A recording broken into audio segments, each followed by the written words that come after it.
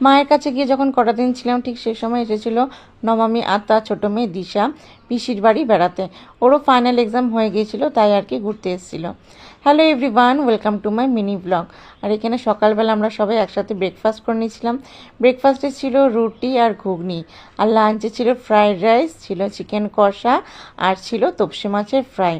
Chicken কষাটা দারুণ হয়েছিল, chicken কষাটা করেছিল সমীক্ষা, আর ফ্রাইড রাইসটাও দারুণ হয়েছিল, আর তপসি মাছ কী বলবো, ওটা তো ভাজা, ওটাও খুব ভালো হয়েছিল।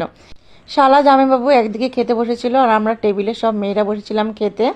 মিষ্টুকে তো আগেই খাইয়ে দিয়েছিলাম, আর বাবাও আগে খেয়ে নিয়েছিল, দিয়ে দুজনে মিলে একসাথে ঘুমিয়েও পড়েছে। তারপরে আমরা সবাই গল্প করতে করতে আর কি খাচ্ছিলাম। বেশ অনেক গল্পই হচ্ছিল, অনেক ছোটোবেলার গল্প আর কি হচ্ছিল, যেগুলো সমীক্ষার কাছে ছিল অজানা। অনেক কিছু ও শুনলো, যে আমরা ছোটোবেলায় কীরকম কী মজা করতাম, ছোটোবেলায় কত মামাবাড়ি যেতাম। এখন আর সেরকম যাওয়া হয়ে ওঠে না, সব ব্যস্ততার জন্য। খাওয়ার চেয়ে হাসি আর গল্পই বেশি হচ্ছিল, খাবো কি, আমরা হেসেই যাচ্ছিলাম একটা কথা নিয়ে। চলো ভিডিওটাকে এখানেই রাখছি, আবারও আসছি খুব শিগগিরই একটা ভিডিও নিয়ে। ততক্ষণ তোমরা ভালো থেকো, সুস্থ থেকো।